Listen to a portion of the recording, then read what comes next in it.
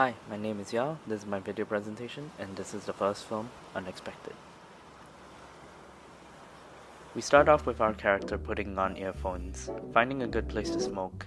She drops her lighter, and as she takes her earphones off to pick it up, the music is still playing, except coming from a bush behind her.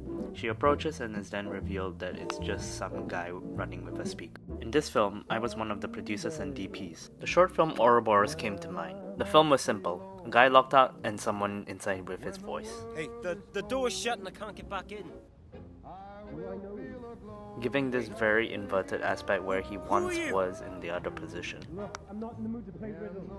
Next, looking into another short film, Lights Out. No, not the movie.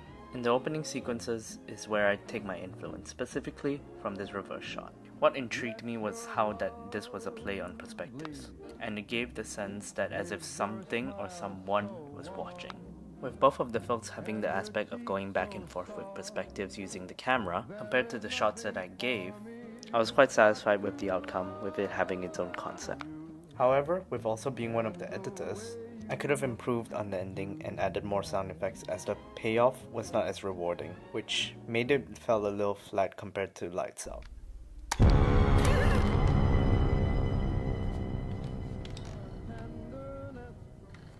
There is nothing for me but Run to the fucking speaker!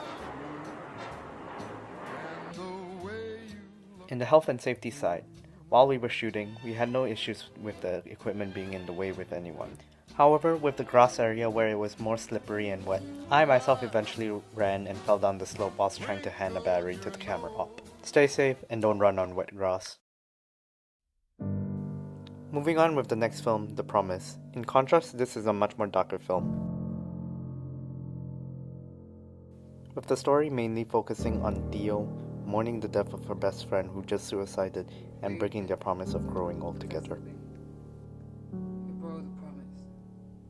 Being in the role of a gaffer, sound, and a bit of DP, I began to search on the film Moonlight. This film, having very natural lighting, despite being very bright in some areas, always had a sense of sorrow in their scenes, even in the most joyous of times. This sequence had a very unique setup, with what seems to be a spotlight on these characters bringing the idea of isolation, supporting the visuals with techniques like close-up shots, background blurs, and blacking out the surroundings, alongside with the sound providing with an enhancement of the ambience, backing up the performance of the actors to show that this is about the characters. Damn, dog. You nosy. Oh, Sharon cursing now, huh? You trying to get smart with me? Whatever, man. Nah, you trying to get smart with me, huh, Sharon?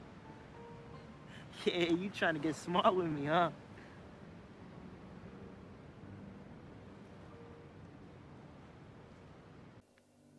In this scene, I tried to replicate the scene's lighting and mood. I say with the shot itself, I feel like I've succeeded in recreating distance between the characters. However, due to miscommunications with the DP, the overall shot turned out to be completely underlit. I at the time should have checked myself with how it looked on camera, and made sure that this could have been lit a lot better. In terms of sound, my bitrate in my recorder was set on low, therefore decreasing the quality, and something that I could have just done with one button. For our mise-en-scène film, it was a success. This shot, contributed by me, made use of door frames and lights to establish distance and characters from each other as we never properly see her face. And now it's too late. No, it's not.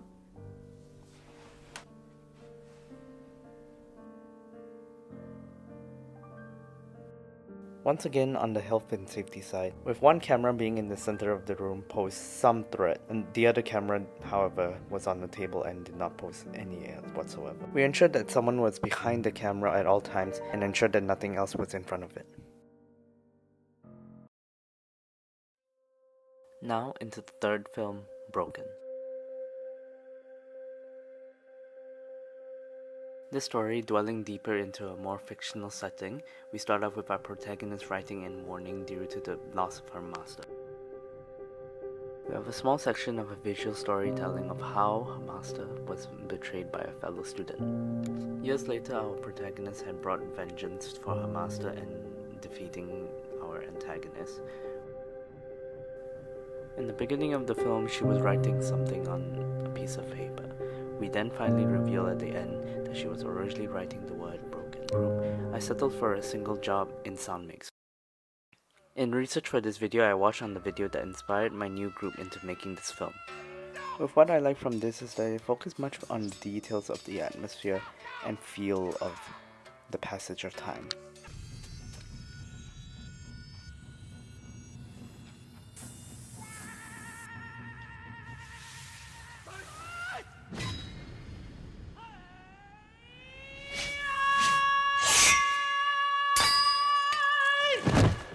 This scene led me to have reminiscences of a fight scene from the infamous Naruto Shippuden series. The concept of this idea is that these two people who know each other so well that there is no longer need for any words, and merely letting their fists communicate instead.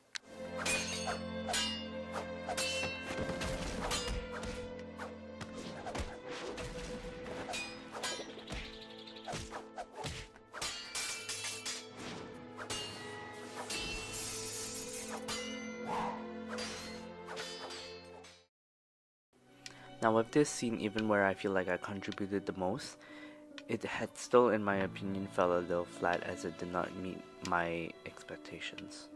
I think with more effort I could have added a bit more ADR or perhaps experimented more on a variety of sounds of the swords actually whacking each other. This was due to a limited time constraint and wish that I could perhaps pull someone aside and do more additional sound effects if I had the time during the film day. One big safety hazard was probably attempting to get a close-up shot of a sword slash from the actors. I think this could have been prevented if we experimented to see if we could still have the same effect with a zoom lens.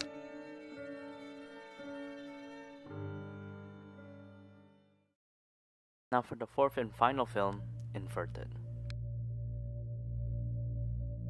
The story in this starts off with a man with no home and just trying to survive the day.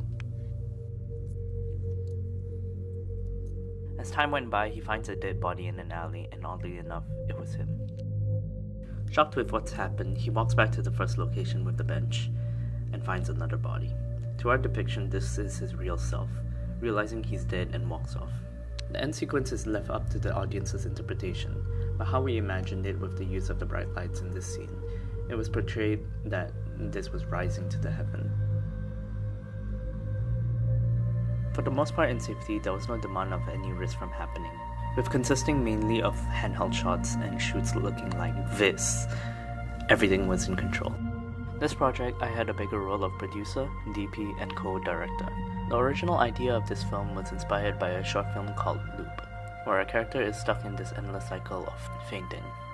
Together with this, I wanted to add an aspect from Happy Valentine's Day, a film that used the concept of chain of events and reversing a clip to how it was originated, which gave the plot a much more interesting dynamic. Getting into creating the style of this film, the cinematography was mainly inspired by Emanuel Lubezki, who was DP for Birdman, The Revenant, and Gravity. I mainly took away his style of lighting choices, dim, soft, but natural.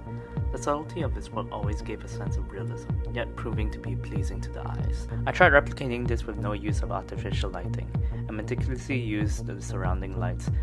However, this led to some quite underlit and very flat shots, and especially the wide angles suffered from this. Although it was a challenge to myself that I think I could have benefited from an artificial light and add more range of depth.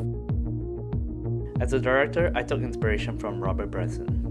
A quote from Notes on the Cinematographer: "Hide the ideas, but so that people find them."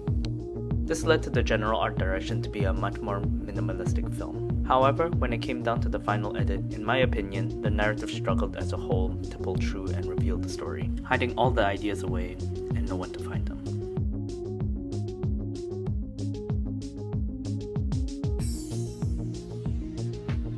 My name is Jia-Yao.